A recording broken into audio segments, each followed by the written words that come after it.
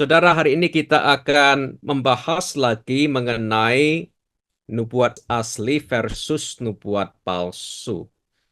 Nah, saya akan mengajak saudara untuk melihat kembali 1 Tesalonika pasal yang kelima. 1 Tesalonika 5 ayat 19 sampai 21. Bisa tolong dilihat ayat-ayat itu. 1 Tesalonika pasal 5 ayat 19 sampai 21. Nah, Rasul Paulus berbicara kepada jemaat di Tesalonika dan di bawah inspirasi Roh Kudus dia mengatakan, "Janganlah padamkan roh dan janganlah anggap rendah nubuat-nubuat. Ujilah segala sesuatu dan peganglah yang baik." Haleluya. Saudara, kita tidak perlu takut akan karunia-karunia roh yang palsu. Seringkali saking takutnya kita akan yang palsu sehingga kita akhirnya menolak semua karunia-karunia roh. Ada beberapa anak-anak Allah, bahkan ada beberapa gereja, komunitas yang alergi terhadap nubuat-nubuat. Karena apa? Karena mereka pernah mungkin menerima atau melihat manifestasi karunia nubuat yang palsu. Di sini kita membaca Paulus menegaskan bahwa kita tidak boleh anggap rendah nubuat-nubuat. Amin, haleluya. Lalu apa sikap kita terhadap nubuat-nubuat itu? Apakah kita hanya menerimanya begitu saja? Jelas tidak. Lalu apa sikap kita terhadap nubuat-nubuat itu? Perhatikan ayat yang ke-21 di sana. Ujilah segala sesuatu, Paulus mengatakan. Dan peganglah yang baik. Nah, perhatikan di sini hatinya Allah. Allah hanya mau kita pegang yang baik. Amin. Haleluya. Yang tidak baik harus dibuang, yang baik harus dipegang, harus disimpan. Haleluya. Harus diyakini. Seorang petani sapi di Amerika sering mengatakan kalimat ini. Mereka biasanya mengatakan, belajarlah hikmat dari sapi. Mengapa? Karena sapi hanya makan jerami. Dan sapi tahu membuang yang batang. Jadi sapi pun punya hikmat untuk membedakan antara jerami dari batang. Yang bisa dimakan, yang bisa dikunyah, dicernakkan adalah jerami. Sapi tahu itu. Yang keras, yang batang harus dibuang.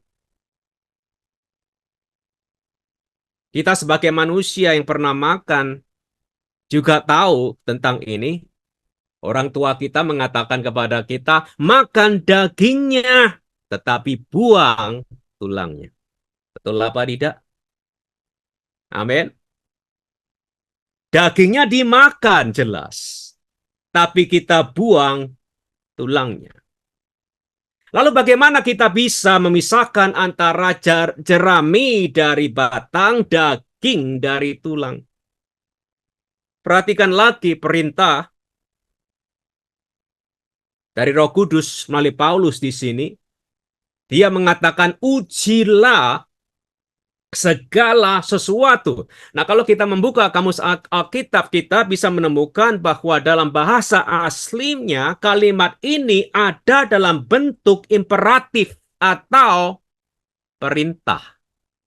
Perintah.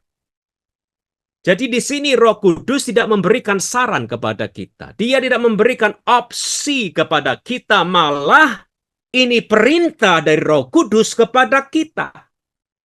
Kita anak-anak Allah diperintah untuk menguji. Haleluya. Amin. Untuk menguji segala sesuatu. Artinya apa? Allah tidak akan melakukannya buat kita. Kita sudah diminta, sudah diperintah, sudah disuruh oleh Allah untuk menguji segala sesuatu. Kita harus melakukannya sendiri. Jelas dengan pertolongan Roh Kudus.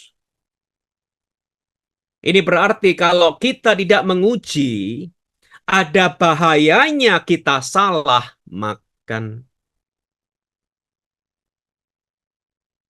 Kita akan mengalami konstipasi rohani. Kita melihat banyak anak-anak Allah mengalami diare rohani. Kenapa? Karena batang dimakan. Kita seharusnya makan jerami. Tulang dimakan, kita seharusnya membuang tulang, kita makan dagingnya tok.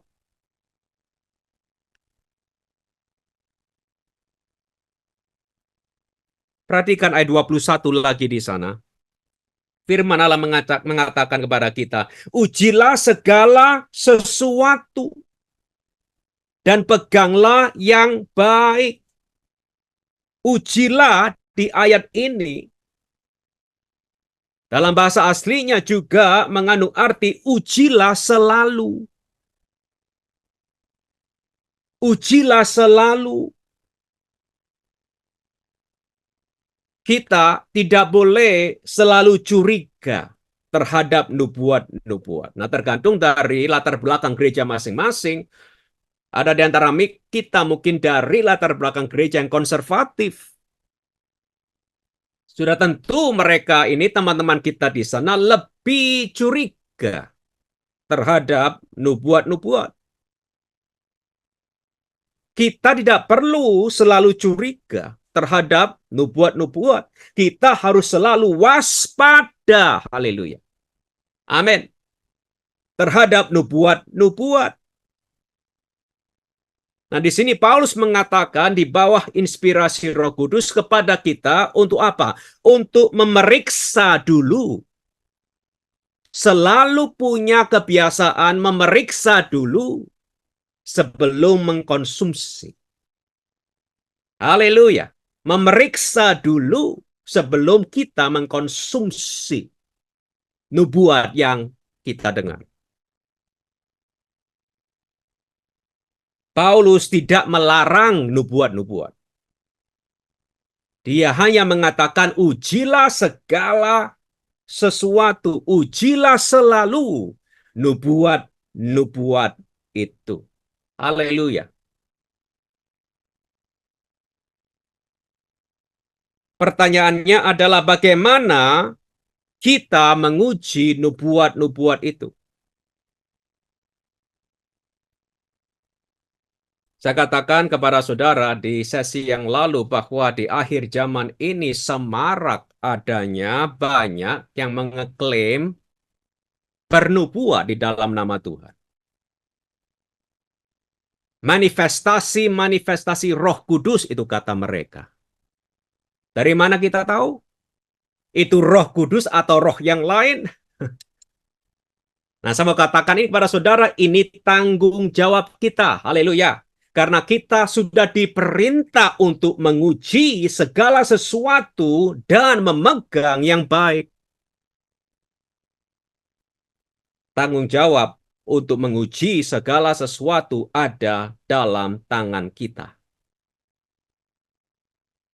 Lalu bagaimana kita menguji nubuat-nubuat itu? Nah, saya mau berikan dua cara untuk menguji nubuat-nubuat itu. Dua cara saja hari ini. Yang pertama adalah ini.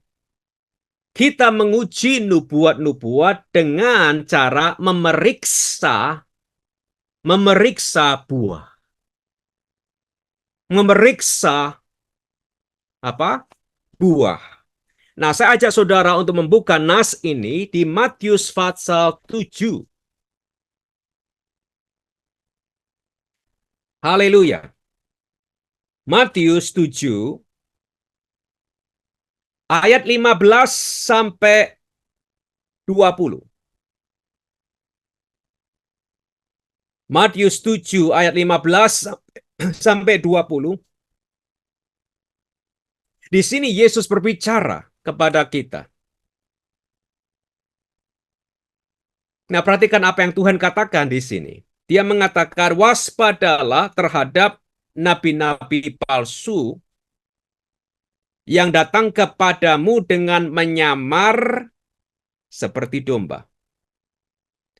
Tetapi sesungguhnya mereka adalah serigala yang buas. Nah, perhatikan ayat 16. Dari buahnya lah kamu akan mengenal mereka. Dari mana? Dari buahnya lah kamu akan mengenal mereka. Dapatkah orang memetik buah anggur dari semak duri atau buah arah dari rumput duri? Demikianlah setiap pohon yang baik menghasilkan buah yang baik. Sedang pohon yang tidak baik menghasilkan buah yang tidak baik. Tidak mungkin pohon yang baik itu menghasilkan buah yang tidak baik, ataupun pohon yang tidak baik itu menghasilkan buah yang baik. Dan setiap pohon yang tidak menghasilkan buah yang baik pasti ditebang dan dibuang ke dalam api. Ayat 20. Jadi dari buahnya lah kamu akan mengenal mereka. Haleluya. Saya ingin saudara memperhatikan ayat 15 lagi di sana. Waspadalah terhadap nabi-nabi palsu yang datang kepadamu dengan menyamar seperti domba. Tetapi sesungguhnya, nah perhatikan kata itu, sesungguhnya.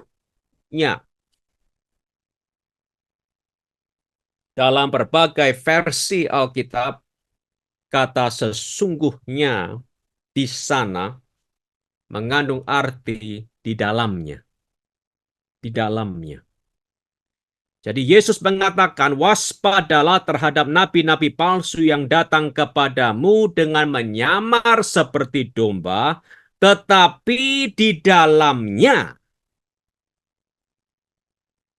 mereka adalah serigala yang buas. Apa yang kita lihat di sini? Yesus mengatakan bahwa dalam setiap orang terdapat dua bagian, yaitu bagian luar dan bagian apa? Dalam. Mengenai nabi-nabi palsu itu, di bagian luar mereka, mereka kelihatan baik. Lemah lembut mungkin, rendah hati mungkin, hidup suci di bagian luar mereka. Seperti domba-domba lainnya pada umumnya. Sulit untuk membedakan antara nabi-nabi palsu ini dari domba-domba yang lain.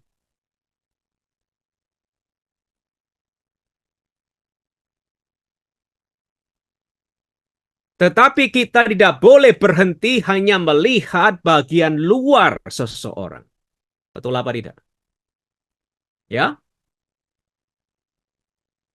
bagian luar seseorang adalah bagian pertama yang kita lihat.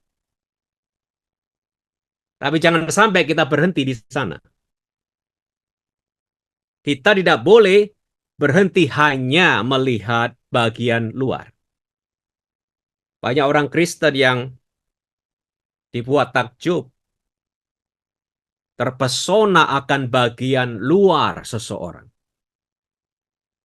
Bagian luar seorang hamba Tuhan. Terpesona oleh karismanya, tutur katanya, cara dia membawa diri, kepemimpinannya, pengetahuannya, dan sebagainya. Yesus di sini memberikan peringatan kepada kita, jangan hanya melihat bagian luarnya. Ada bagian dalam yang harus kita perhatikan terlebih dahulu. Haleluya.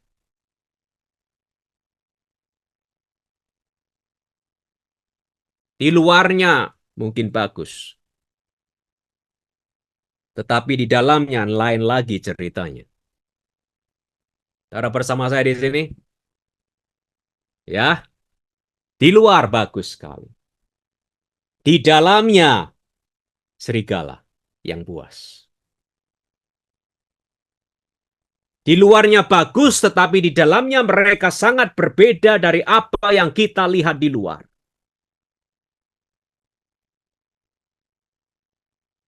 Yesus memberikan suatu cara untuk mengenal mereka ini dengan benar. Nah, perhatikan ayat 16 lagi. Dari buahnya lah kamu akan mengenal mereka. Bagaimana caranya untuk bisa mengenal?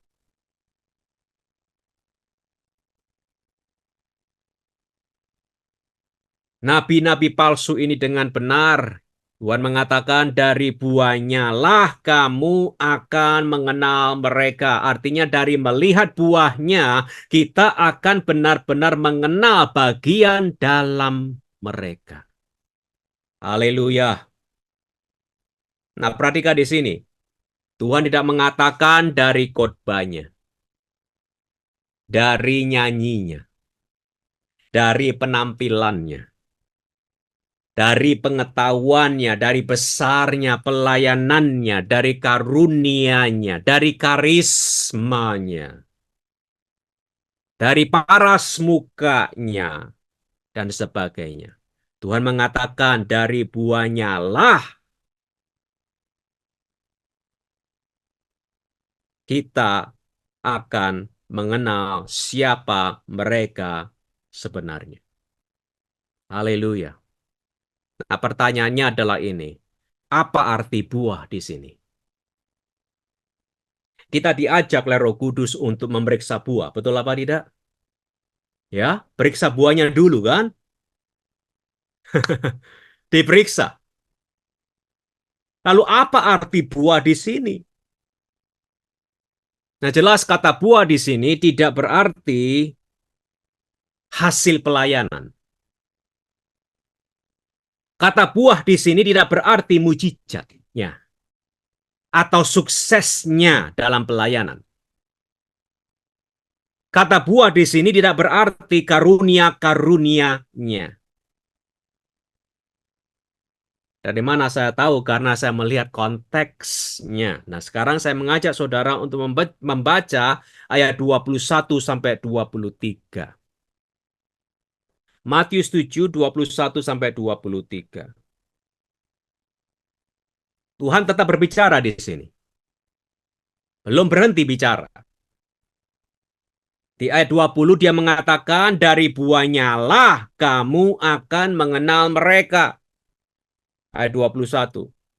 Bukan setiap orang yang berseru kepadaku, Tuhan, Tuhan, akan masuk ke dalam kerajaan surga, melainkan dia yang melakukan kehendak Bapakku yang di surga.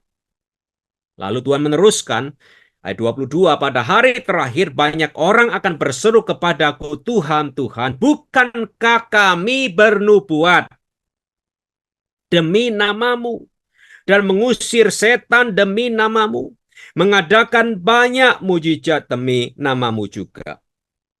Pada waktu itulah aku akan berterus terang kepada mereka dan berkata, aku tidak pernah mengenal kamu, hanyalah daripadaku kamu sekalian pembuat kejahatan. Bukankah kami bernubuat demi namamu? Mengusir setan-setan demi namamu. Mengadakan mujizat, banyak mujizat bahkan demi namamu. Dan Tuhan mengatakan, aku sebenarnya tidak pernah mengenal kamu. Saudara, dipakai Allah tidak sama dengan disetujui Allah. Amin. Dipakai Allah tidak sama dengan disetujui Allah. Seseorang mungkin bisa saja dipakai Roh Kudus untuk sementara waktu, untuk suatu tugas tertentu. Itu bukan berarti Allah menyetujui atau mendukung orang itu. Kita melihat dalam Alkitab, seekor keledai pun bisa dipakai Allah untuk berbicara dan mencegah kebebalan nabi palsu yang namanya Bileam. Petrus mengatakan ini di 2 Petrus pasal 2 ayat 16.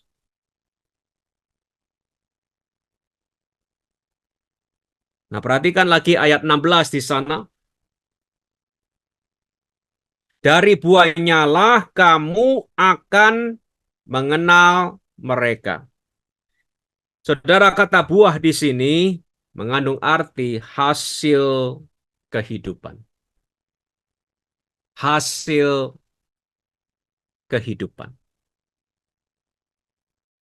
Karakter kita. Integritas kita. Etika kita. Bagaimana kita memperlakukan sesama. Terutama orang-orang yang lebih lemah dan lebih rendah statusnya dari kita. Hasil kehidupan berbicara tentang karakter kita. Saya ingat Bapak Rohani saya sering bertanya pertanyaan ini. Di mana kita bisa menemukan orang yang betul-betul rohani? Di mana? Di mana kita bisa menemukan orang yang betul-betul rohani? Nah, jelas jawabannya adalah bukan di gereja.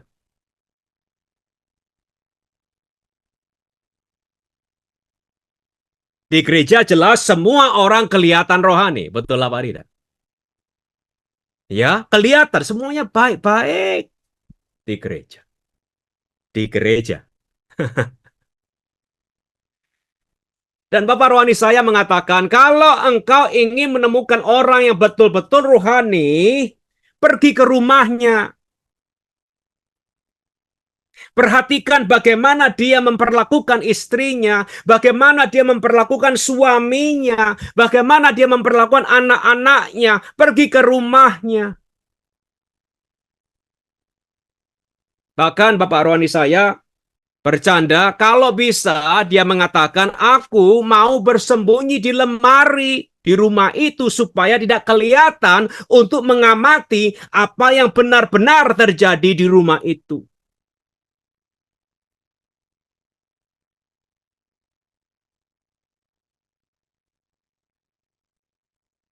Yesus mau kita semua menjadi inspektur buah.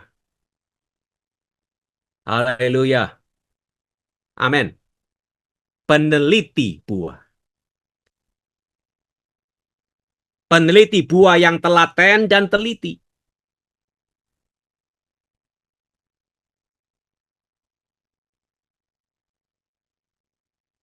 Bertahun-tahun yang lalu, saya pernah belajar dari Roh Kudus. Dia mengatakan kepada saya, pelajari, orang itu sama dengan kita membaca buku. Tidak bisa tergesa-gesa. Gak mungkin setelah kita melihat halaman kontennya, atau kesimpulannya di belakang sampul itu, kita mengatakan, aku sudah membacanya. Saudara belum membacanya. Untuk membaca buku perlu waktu, perlu kita telaten dan teliti. Kita harus ambil waktu untuk menjadi inspektur buah karakter orang. Saudara bersama saya di sini? Amin. Ambil waktu, inspeksi, haleluya, buah karakternya. Nah, kalau saudara mengatakan, saya nggak ada waktu Pak Andrew untuk memeriksa buah. Saudara tahu apa yang saudara katakan? Yang saudara katakan adalah ini, aku mau menjadi potensi korban penipuan. Karena ada saatnya, seperti yang Tuhan katakan, ada beberapa individu yang menyamar. Datang kepada kita memakai nama Yesus, menyampaikan sesuatu yang katanya datang dari surga. Kalau kita tidak ada waktu untuk memeriksa buah, maka kita sebenarnya akan menjadi potensi korban penipuan. Haleluya. Kita hanya mau makan jeraminya, bukan batangnya. Makan dagingnya, bukan tulangnya. Haleluya. Lihat seseorang di dalam orang itu, karakter orang itu. Bukan pada saat dia khotbah, bukan pada saat dia mendoakan orang sakit, bukan penampilannya pada waktu pelayanan. Semuanya kelihatan bagus waktu melayani. Bagaimana pernikahannya? Bagaimana kondisi rumah tangganya? Bagaimana hubungannya dengan teman-temannya di luar gereja? Dengan keluarganya.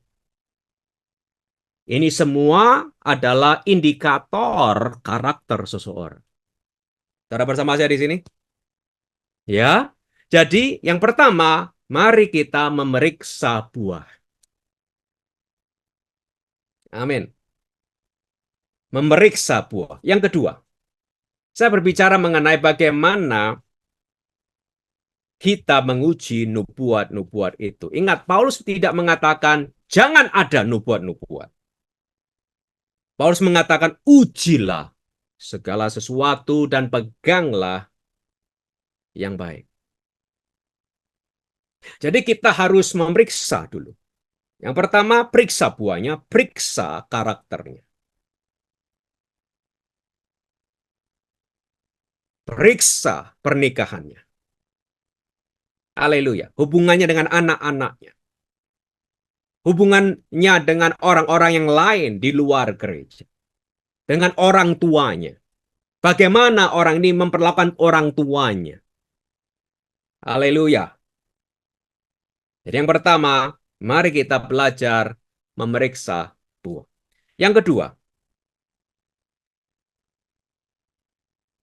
tanya pertanyaan ini kepada diri kita sendiri. Apakah nubuat itu memuliakan Yesus atau diri sendiri? Apakah nubuat itu memuliakan Yesus atau diri sendiri?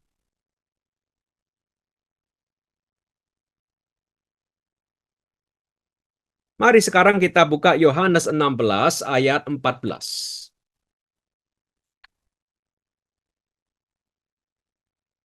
Terima kasih Roh Kudus. Yohanes 16 ayat 14 tentang Roh Kudus, Yesus mengatakan tentang dia di sini. Dan dia mengatakan, ia Roh Kudus akan memuliakan aku. Sebab ia akan memberitakan kepadamu apa yang diterimanya daripadaku. Nah perhatikan, Yesus mengatakan inilah pekerjaan Roh Kudus. Roh Kudus datang untuk memuliakan aku, memuliakan Tuhan Yesus. Haleluya. Nah, perhatikan kata memuliakan di sana. Ia akan memuliakan aku, Tuhan mengatakan. Kata memuliakan di sini sekali lagi kita bisa buka kamus Alkitab. Kata memuliakan di ayat ini mengandung arti membuat Yesus kelihatan indah di mata manusia. Membuat Yesus kelihatan indah di mata manusia. Kalau Roh Kudus benar-benar bekerja, kalau api Roh Kudus yang menyala, bukan api yang asing ya, maka Roh Kudus sendiri akan membuat Yesus kelihatan indah di mata jemaat. Haleluya. Amin. Seperti yang dikatakan oleh Yohanes Pembaptis, Yesus harus makin besar di mata kita. Kitanya harus makin kecil di mata kita. Kadang-kadang suatu nubuat membuat bukan Yesus, tetapi hamba Tuhannya indah di mata orang lain. Seakan-akan menempatkan dia di tengah-tengah panggung untuk dieluk-eluk dan dipuja. Saya mau katakan ini kepada saudara di sini. Suatu nubuat yang asli akan selalu dibawa dengan sikap kerendahan hati. Haleluya. Amin. Selalu dibawa dengan sikap kerendahan hati, yaitu sikap yang tidak mencari perhatian untuk diri sendiri. Amin. Haleluya. Kita melayani bukan untuk menarik perhatian orang kepada kita. Kita bernubuat bukan untuk menarik perhatian orang kepada kita. Hamba tidak boleh menonjolkan diri. Tuhan yang dia layani, dialah yang kita angkat. Haleluya. Amin.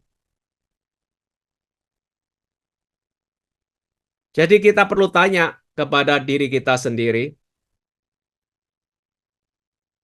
Pada waktu terutama kalau kita mendengar suatu nubuat. Apakah nubuat itu disampaikan kepada kita pribadi, kepada gereja kita, kepada komunitas kita? Tanya pertanyaan ini. Bagaimana sikap hamba Tuhan itu pada waktu dia bernubuat? Haleluya. Apakah dia seakan-akan menarik perhatian kepada dirinya sendiri?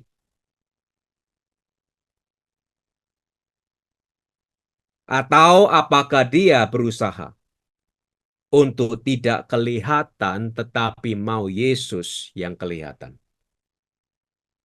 Haleluya. Amin. Kita harus mengerti bahwa hamba tidak boleh menyaingi Tuhan. Hamba yang bersembunyi, Tuhan yang disanjung. Haleluya. Sekarang kita lihat ke Wahyu, di Wahyu 19 ayat yang ke-10. Saya berbicara mengenai nubuat asli versus nubuat palsu. Ini suatu seri di mana kita akan meneliti firman Allah untuk menjadikan kita lebih bijaksana di akhir zaman ini, terutama bagi kita yang berkecimpung dalam dunia karismatik, Pentakosta. Tidak ada salahnya, saya juga orang karismatik, saya orang Pentakosta. Ada di antara kita, banyak di antara kita yang dari latar belakang seperti itu, tapi yang diingini oleh Tuhan adalah kita belajar membedakan. Haleluya. Kita belajar menguji segala sesuatu dan hanya pegang yang baik. Nah, sekarang mari kita lihat apa yang Yohanes katakan di Wahyu 19 ayat yang ke-10. Wahyu 19 ayat yang ke-10.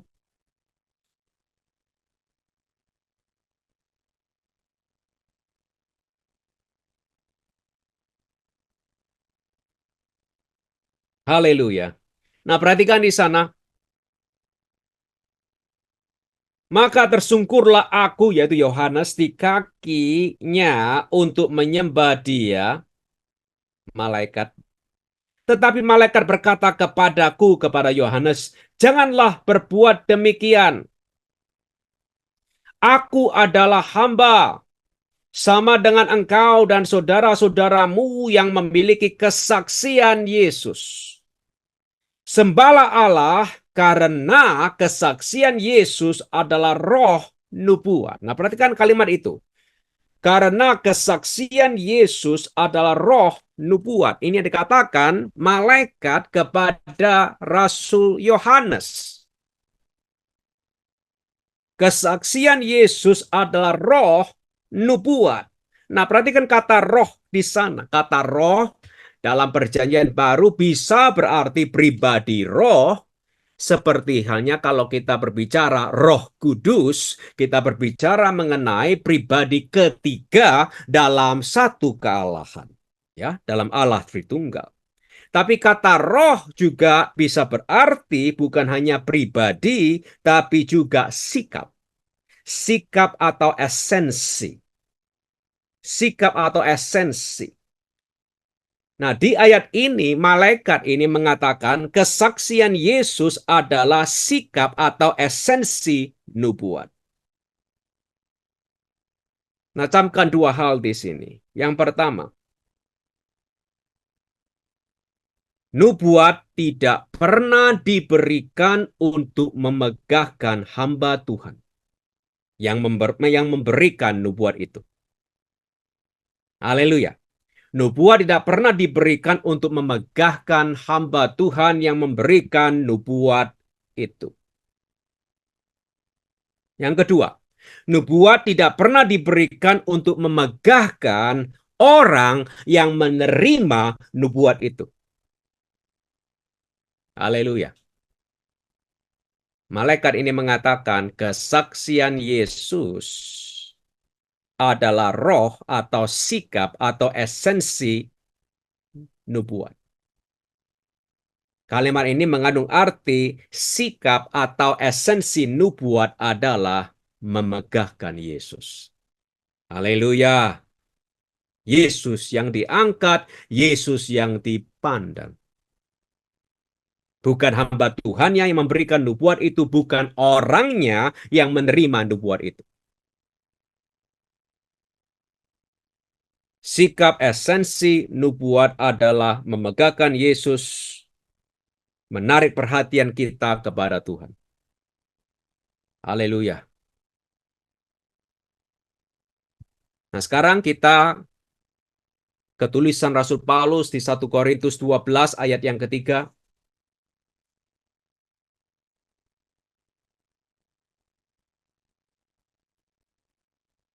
1 Korintus 12 ayat yang ketiga. Paulus kali ini berbicara kepada jemaat di Korintus dan di bawah inspirasi Roh Kudus yang mengatakan kalimat ini ayat yang ketiga, karena itu aku mau meyakinkan kamu bahwa tidak ada seorang pun yang berkata-kata oleh Roh Allah dapat berkata terkutuklah Yesus. Dan tidak ada seorang pun yang dapat mengaku Yesus adalah Tuhan selain oleh Roh Kudus. Haleluya. Nah, perhatikan di sini ayat ini ditulis dalam konteks manifestasi karunia-karunia Roh Kudus. Jelas siapapun bisa mengatakan kalimat itu Yesus adalah Tuhan. Siapapun bisa mengatakan. Orang tidak percaya pun, yang belum percaya pun bisa mengatakan kalimat itu. Bisa pura-pura mengatakan Yesus adalah Tuhan. Yang Paulus maksudkan di sini adalah pada saat Roh Kudus memanifestasikan dirinya melalui karunia-karunianya, ketuhanan Yesus akan diteguhkan, ketuhanan Yesus akan ditekankan. Haleluya. Amin. Artinya kalau ada karunia roh yang tulen, yang asli itu mengalir, kita akan menyaksikan Yesus diangkat. Yesus menarik perhatian kita kepadanya. Haleluya. Dua cara kita bahas hari ini bagaimana kita bisa menguji karunia Roh Kudus, bagaimana kita bisa menguji nubuat-nubuat. Yang pertama, kita belajar memeriksa buah. Lihat, belajar membaca karakter seseorang. Jangan tergesa-gesa menerima suatu nubuat dari orang itu karena orang itu tampilannya bagus, berkarisma, pinter ngomongnya, bagus khotbahnya. Lihat di dalamnya karakternya. Ini perlu waktu. Kita bisa melihat pernikahan orang itu, hubungannya dengan pasangannya, anak-anaknya, orang-orang yang lebih lemah dari dia, atau yang lebih rendah statusnya dari dia. Bagaimana dia memperlakukan orang-orang ini. Yang kedua, bukan hanya kita bisa memeriksa buah. Yang kedua, kita harus tanya pertanyaan ini, apakah nubuat itu memuliakan Yesus atau diri sendiri? Haleluya. Kalau itu karunia roh yang mengalir, Yesus ada di tengah-tengah. Dia dipermuliakan, dia ditinggikan. Yang lain harus minggir. Termasuk hamba Tuhan yang memberikan nubuat itu. Yang percaya katakan, haleluya, amin.